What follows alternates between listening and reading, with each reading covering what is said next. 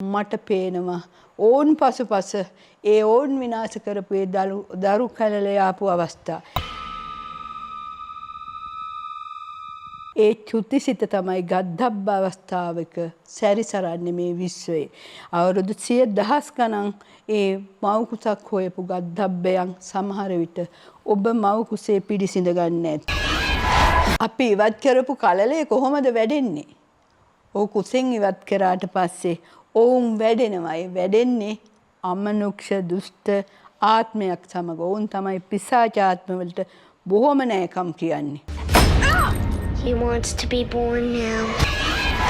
වයස්ගත වෙන තුරුම මේ බලපෑම විටින් විට ඔබගේ ජීවිතයට ඔබට නොපෙනෙන ආකාරයෙන් අවඩවල් සිදු කරලා තියෙනවා, සිදු කරමින් යනවා. කාලලේ අයෙන් උනත් ඕන්නේ පින් බලාපොරොත්තුවෙන් ඔබ පසුපස එන බව ඔබ එතෙක් මෙතෙක් දැන සිටියාද? හැඩ සුළඟ අපි මද සුළඟක් කරගන්න ඕනේ. ඒ නිසා එවැනි අත්දැකීමට මූණ දීපු දියණියක් ඉන්නවනම් බය නැතුව මට කතා කරන්න, මං ඔබලාගේ අම්මා කියලා හිතන්න.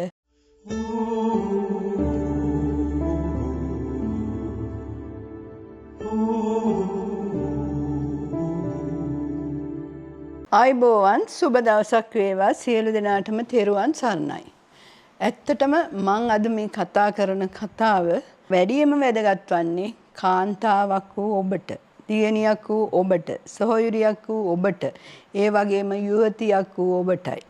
විශේෂයෙන්ම මං අද කතා කරන්න බලාපොරොත්තු වෙන්නේ බහුතරයක් දේශ විදේශ බොහෝ රටවල සිදුවෙන සුලභ දෙයක් ගැනයි. ඒක හරි ඛේදවාචකයක්. අන්න ඒ පිළිබඳවයි මං අද කතා කරන්නේ, සමාජය දැනුවත් කරන්න බලාපොරොත්තු වෙන්නේ. ඔව්, ඒ මොකද්ද? ගබ්සාව පිළිබඳව. ඇත්තටම ගබ්සාවන් කිරීම සහ ගබ්සාවන් වීම, ඉබේ සිදුවෙන ගබ්සාවන් තියෙනවා, තමන් කැමැත්තෙන් කරගන්න ගබ්සාවන් කරනවා තියෙනවා. අනවශ්‍ය ලෙස පිළිසිඳ ගැනීම වුණාම ඒ දෙන්න දෙමහල්ලෝ කතා කරගෙනත් කරන ගබ්සාවන් තියෙනවා. නමුත් බොහෝ දෙනෙක් දන්නේ මේ ගබ්සාවේ තියෙන භයානකකම. ඇත්තටම මම මේ පිළිබඳව බොහොම පරීක්ෂණ කරපු කෙනෙක්. විශේෂයෙන්ම බොහෝ දෙනෙක් දන්නවා මම අනාවැකි පළ කරන්නේ ආධ්‍යාත්මික වේදනියක්, ඒ වගේ මනස දියුණු කරගෙන බණ භාවනා කරන්නේ. ඒ අවස්ථාවවලදී මම දකින්න සංසාරේ ඒ ගොඩක් දේවල්. මම මීට පෙර වැඩසටහනක සඳහන් කළා ඒ කුස තුලට, මව් කුස තුලට පිළිසඳ ගැනීමට ඒ බලාපොරොත්තුවෙන් සිටින ගද්දබ්බ අවස්ථාවක්. ඒ අවස්ථාවන් එක එක්කෙනා ගැටෙන හැටි සහ අන්තිමට මව් කුසට පිළිසිඳ ගන්න ඒ අවස්ථාව පිළිබඳව මම වැඩසටහන් පවත්වලා තියෙනවා.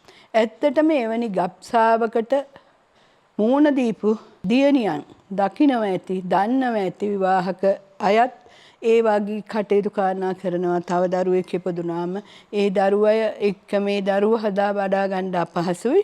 ඒක නිසා දරුවෙක් පිළිසිඳ ගත්තා, ඒක ඉවත් කරන්න සිද්ධ වුණා. අනිත් දරුවට කරදරයක් වෙයි කියලා. එහෙම බොහෝ පවුල් අතර එවැනි දේ සිදු වෙනවා. ගබ්සාව නීති විරෝධී ක්‍රියාවක්. නමුත් ඒ දේ සිදු කරන්න සිදු වෙන අවස්ථා බොහොමයක් තිබෙනවා. ඒ කියන්නේ විවාහක නොවිච්ච දියණියකට එවැනි අත්දැකීමකට මුහුණ දුන්නොත් සමාජයට මුහුණ දෙන්න බැරි කමට එවැනි දේ කරනවා. ඒ වගේම විවාහක යුවලන්ට මම අර කියපු ප්‍රශ්නවලට මුහුණ දෙන්න ආර්ථික අපහසුතාවයන් නිසා, ඒ දරුවට සැපක් දෙන්න නොලැබෙයි කියන ආර්ථික අපහසුතාවයන් නිසා ඒ දේ කරගන්නවා. නමුත් මේකේ මේවැනි දෙයක් කරගත්තාට පසු ඒ දේට අත්දැකීම්, ඒ දේට මුහුණ දීපු යුවතියන්ගෙන්, දියණියන්ගෙන්, මව්වරුන්ගෙන් මං අහනවා ඊට පස්සේ ඔයාලගේ ජීවිතේට සිද්ධ වුණේ මොකද්ද? ඇත්තටම ඒ දේට අත්දැකීමට මුහුණ දුන්නට පස්සේ කරදර, බාධක, සිත්ඇවුල් අනිත් දරුවන්ට පවා අධ්‍යාපන කටයුතු අවුල් වීම, පෞල් ජීවිත වෙන්වීම, ඒ දෙන්න අතර තිබුණු සමගිය, සමාදානය බිඳී යෑම, දෙන්නට දෙන්න එපා වීම, ඒ වගේ ඈත්වීම, අනියන් සම්බන්ධවල පැටලීම, පෞල් ජීවිත විනාශ වීම, ඒ විවාහක අයට එවැනි දෙයකට මුහුණ දුන්නොත් ඒ වගේ අත්දැකීම් බහුලව සිදු වෙනවා.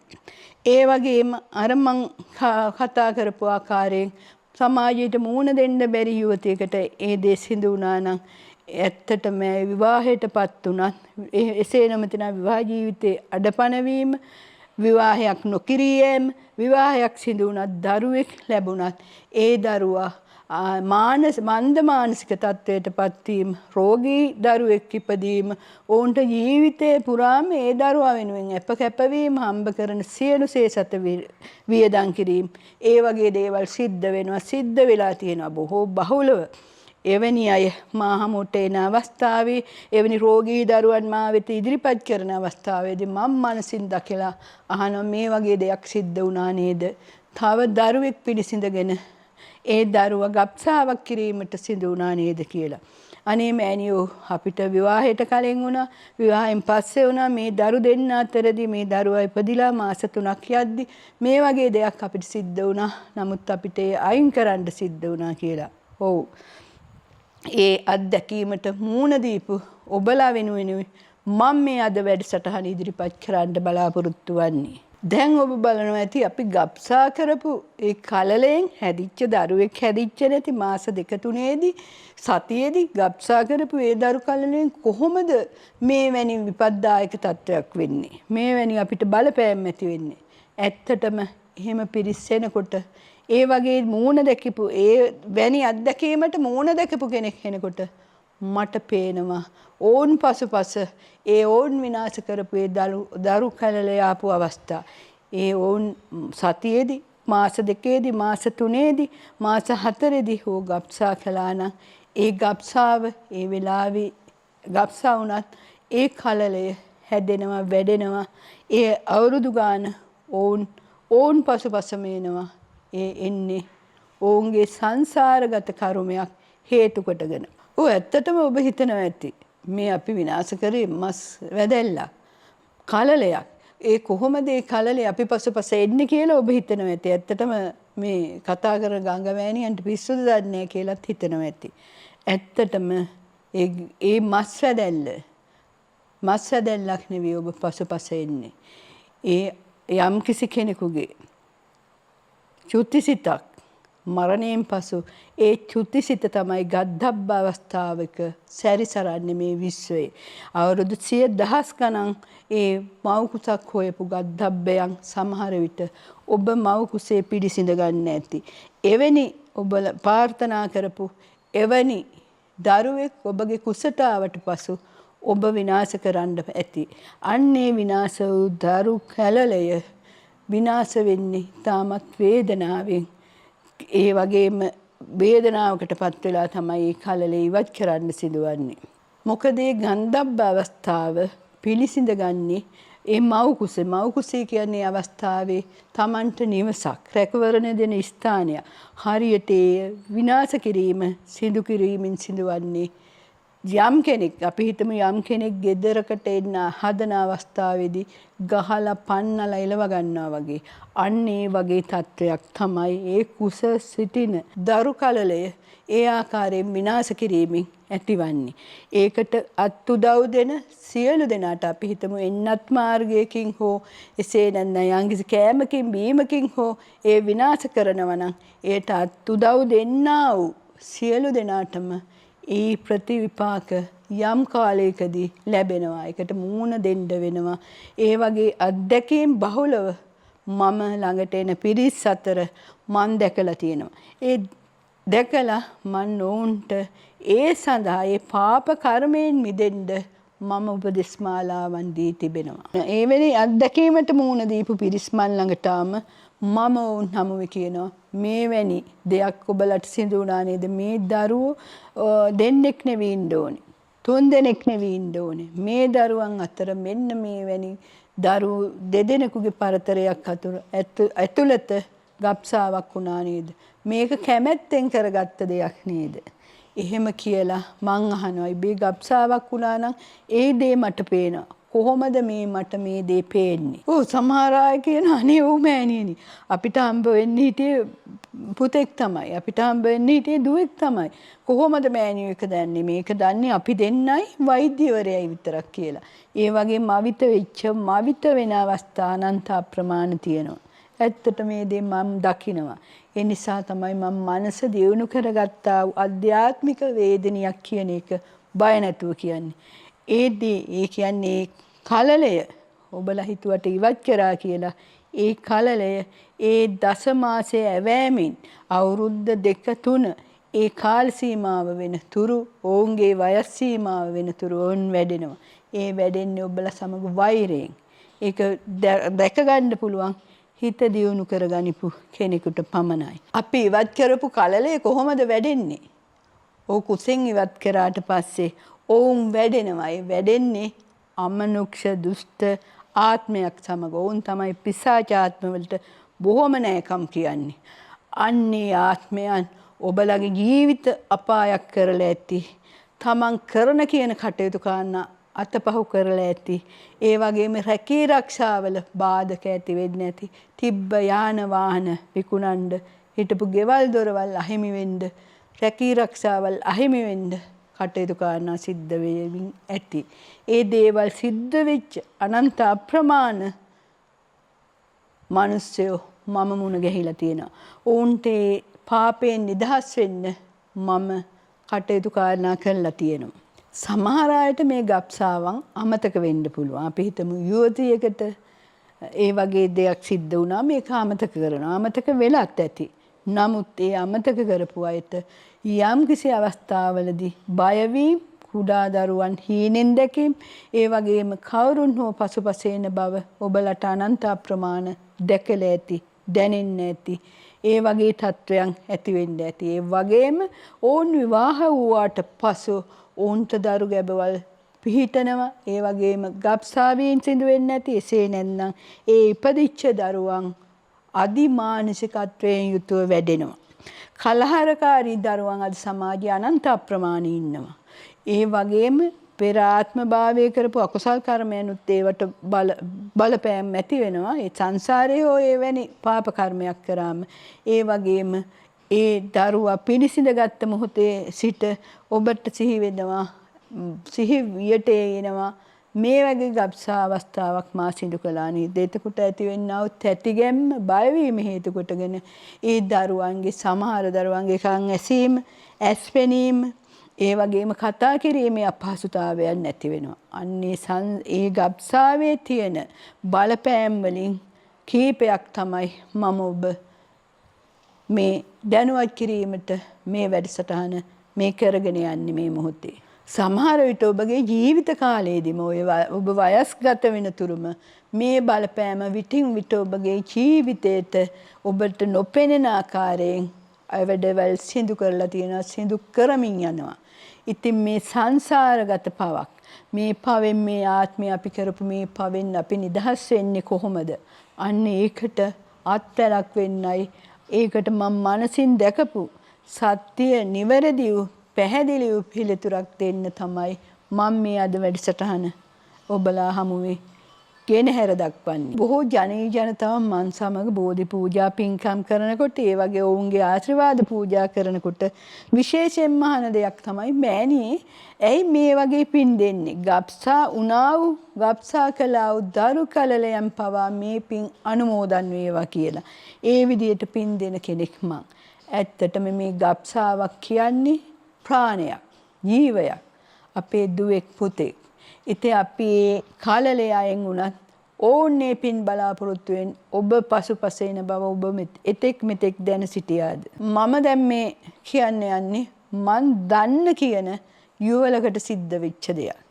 ඇත්තටම මේ පුත්‍රයා බොහොම ආදරෙන් සෙනෙහසෙන් විවාහයක් සිදු කරගත්තා. උන්ට එක් දරුවෙක් සිටිනවා. නමුත් තව දරුවෙක් පිළිසිඳ ගත්තා වූ අවස්ථාවේ ඔවුන් මව්පියන්වත් දැනුවත් නොකර ඔවුන් දෙදෙනා කතා බහ කරලා මේ දරු කලලේ ගබ්සාවක් සිදු කරනවා. ඒ සිදු කරලා ටික කාලයක් යනකොට ඇත්තටම ඒ පිරිමි, ඒ දරුවා, ඒ පුතා වෙනත් සම්බන්ධවල පැටලෙනවා. පෞල් ජීවිතේ අවුල් වෙනවා. ඒ ඉන්න දරුවා ගැනවත් විමසිල්ලක් කරන්නේ ඉතාමත් සෙල්ලක්කාර ජීවිතයක් ගත කරලා ජීවිතේ ඒ කියන්නේ අගාධයට ඇද දානවා. නොයෙක් ලෙඩ රෝගවලට ගොදුරු වෙනවා. සමාජයේ පිළිගැනීමක් නැතුව යනවා. අන්න ඒ වගේ තත්ත්වයන්ට මුහුණ දුන්නා. මුහුණ දෙමින් පැවතුණා. ඉන්පසු තමයි මන් හමුවට පැමිණියා. හැමුවට පැමිණියාට පසු උන්ට අවශ්‍ය දේ සිදු කරන්න මං උපදෙස් දුන්නා. ඒ උපදෙස් මාලාව අනුව උන් කටයුතු කරාට පස්සේ ඇත්තටම අර පෙර පරිදි ඔවුන් ආදරෙන් කරුණාවෙන් සෙනෙහසෙන් ඉන්න බව මා වෙත පැවසුවා. විවාහෙච්ච දින සිට 365 දවසක් තියෙන අවුරුද්දට 365 දවසෙන් දවස් 2-3ක් එක දිගට ගෙදර ඉඳලා නැහැ. මේ වගේ බිරිඳ තමලා යනවා. ඊට පස්සේ ගිහිල්ලා යාළු මිත්‍රයෝ එක්ක ඔය කෙලිසෙල්ලම් කළා. ඒ වගේ ජීවිත ගත කරලා තමයි ඔහු නැවතත් නිවසට පැමිණෙන්නේ. ඒ කටයුතු කාරණාවෙන් පසු ඇත්තටම ඒ බිරිඳ මට කතා කරලා කිව්වා අනේ මෑණියනි දැන් නිවසටම රැඳිලා ඉන්නවා. ඇත්තටම මේ කටයුත්තෙන් පස්සේ ගෙදරින් පිට ගියේ නෑ. ඒක හරි සතුටට කරුණක් කියලා. මොකද කියනවා නම් ඒ සතුරු බලවේගය කියන්නේ සතුරු කමින් මාව විනාශ කරේන් උඹලා මම මේක නිසා උඹලට එකට ඉන්න දෙන්නේ නැහැ. උඹලගේ ජීවිතේ සතුටක් විඳින්න දෙන්නේ නැහැ. උඹලා දෙන්නටම දෙපැත්තේ ඉඳන් මානසිකව විඳවන්න දෙනවා. උඹලට ඉන්න අනිත් දරුවටත් ඉන්න දරුවල්ලන්ටත් ඒ වේදනාව දෙනවා. කරන කියන කිසිම කටයුතු කාරණාවක සාර්ථක ප්‍රතිඵලක් ලැබෙන්න දෙන්නේ නැහැ කියලා. මොකද ඒ වෛරයෙන් හිටියා වූ ඒ සිත පහන් කරනවා. ඔහුගේ ආත්මය මුදවනවා. ඒ කරපු වැරැද්දට සමාව ඉල්ලලා ඒ ආගම දහම අනුව ඕන් අදහන්නා මොනම ආගමක් උනත් කමක් නැහැ. ඒ ආගම දහම අනුව ඒ මළගිය ඥාතියෙකුට දෙන්න ඕනේ උපින්පෙත් දීලා ඒ ආත්මය නිදහස් කරනවා. අන්න ඒක තමයි ඒ ගද්දම්බයාට දෙන්න ඕනේ පින්පෙත්. ඒ මියගිය ආත්මයට දෙන්න ඕනේ පින්පෙත්. ඒ ඔබගේ ආදරය සෙනෙහස බලාපොරොත්තුවෙන් ආපුවා වූ ඒ පෙර සංසාරගත ඔබ සමග සැරිසරන්න පැමිණියා වූ ඒ ආත්මය ඔබ විනාශ කරලා දැමුවා. ඒ විනාශ කර දැමුවාට පසු ඔහුට ඇයට ඒ පින්පෙත් දීලා ඒ ආත්මය තමන්ගේ ආගම දහම අනුව නිදහස් කරන්න තමයි මන් දෙන උපදෙස් අනුව කටයුතු කරනා කළේ. ඒ නිසා අපි මේ ගබ්සාව සුළු කොට තකන්න එපා. එවැනි අත්දැකීමට මුහුණ දුන්නා වූ බොහෝ බහුතරයක් සුළුතරයක් නෙවෙයි බහුතරයක් මේ සමාජයේ ඉන්නවා. විවාහක යුවළන් ඉන්නවා. ඉතින් අන්නේ වගේ තත්ත්වයක් උදා වුණාට පසු ඔබලගේ ජීවිතේ කර හිටපු කටයුතු කාරණා අතපසු උනේ නැද්ද? කරදර බාධක ආවේ නැද්ද? ධනහානි උනේ නැද්ද? පෞල් ජීවිතාවල් උනේ නැද්ද? අකල් විපත් සිද්ධ උනේ නැද්ද? භයානක ලෙඩ රෝග ඇති උනේ නැද්ද? තාමත් ඒ ලෙඩ රෝග සඳහා ප්‍රතිකාර කරන්නේ නැද්ද කියලා ඔබලාගේ මනසින් විමසන්න. ඒ තමන් දැනුවත් හෝ නොදැනුවත්ව සිදුනා වූ ගබ්සාවක දැනුවත් කළා වූ ගබ්සාවක නම් ඒ සහ සම්බන්ධ වෙච්චා වූ මව් දෙමව්පියන් දෙදෙනා එසේ නැත්නම් තමන්ගේ පෙම්වතා කවදා හෝ සැමියෙක් වෙයි. ඔබලා විවාහ වුණොත් එසේ නැත්නම් විවාහයක් නොමැති දියණියකට එවැනි තත්වයකට මුහුණ දුන්නා නම් ඇත්තටම බය නැතු වෙන්න. ඒ මං හමුවන්න ඒ ආත්මයට පින් දීලා ඔබට නිදහස් වෙලා ඔබගේ අනාගතය සාර්ථක කරගෙන යහපත් ජීවිතයක් ගත කරන්න ඕනේ ආකාරය මම ඔබලාට පහදා දෙන්නම්. විශේෂයෙන්ම හිතයි ඇයි එහෙනම් මේ අවස්ථාවේදී මේක කියන්න කරන්න බැරි වුණේ කියලා. නමුත් ඒකේදී තියෙනවා කළ යුතු පිළිවෙල තමන්ගේ නාමය අවශ්‍යයි, උපන් දිනය අවශ්‍යයි, ඒ වගේ ඒ සිදු දිනය අවශ්‍යයි. එසේ මතක නැත්නම් මගේ මතකයෙන් හෝ ඒ වසර හෝ දැන ගැනීමට පුළුවන්කම ඔබලාට තියෙනවා. ඉතින් ඒ පෙන දීලා ඒ ආත්මය නිදහස් කරලා ඒ ආත්මයේ ආශිර්වාදය ඔබලා ලබා ගන්න කියන එක තමයි මං මට කියන්න තියෙන්නේ ඔබලා දැනුවත් කළේ මෙතෙක් වේ. මොකද අපිට සුළඟ පේනවද? නෑ.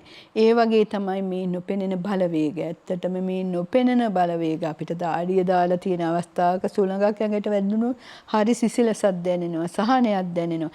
ඒ වගේද සැඩ සුළඟක් එනකොට ඒ වගේ යන්නේ ඒ වගේ මේ සැඩ සුළඟ අපි මද සුළඟක් කරගන්න ඕනේ. ඒ නිසා එවැනි අත්දැකීමට මූණ දීපු දියණියක් ඉන්නවනම් බය නැතුව මට කතා කරන්න මං ඔබලාගේ අම්මා කියලා හිතන්න. එය ඊ타මත්ම වත්පිළිවෙත් අනුව ඔබලාට ඉවත් කරන ක්‍රමය සහ විදිය මං කියලා දෙන්නම්. ඒ අවශ්‍ය පිළියෙල යොදා ඔබලාගේ ජීවිතේ මෙතෙක් තිබුණා වූ කරදරේ බාධකේ ඒ ඔබලාගේ අසහනකාරී තත්ත්වයන්ටපත් වුණා. මෙතෙක් කල මගේ අම්මා දන්නේ තාත්තා දන්නේ සහෝදර සහෝදරියක් දන්නේ මේවැනි දෙයක් මගේ ජීවිතයට සිදු වුණා නේද? අනේ මෑණියනි අපෙන් නොදැනුවත්කමින් සිදු වුණා. මේ දන්නේ මමයි මගේ පෙම්වතයි පමණයි. එවැනි අත්දැකීමට මූණ දීපු දියණියන් සිටීනම් එන්න හමුවන්න. ඔබලා පාප කර්මෙන් නිදහස් කරලා ඔබලාගේ අනාගතය යහපත් කරන්නේ උපදෙස් මාලාව මන් ලබා දෙනවා. මම මේ කතා කරන්නේ මෙවැනි අත්දැකීමකට මුහුණ දුන්නා වූ සමස්ත කාන්තා පරපුරටමයි. ඉතින් මං හිතනවා මේ දැනුවත් වීම ඔබලාට හොඳටම සෑහීමකටපත් වෙන්න ඇති කියලා. එසේනම් සියලු දෙනාටම තෙරුවන් සරණයි, සුබ දවසක් වේවා.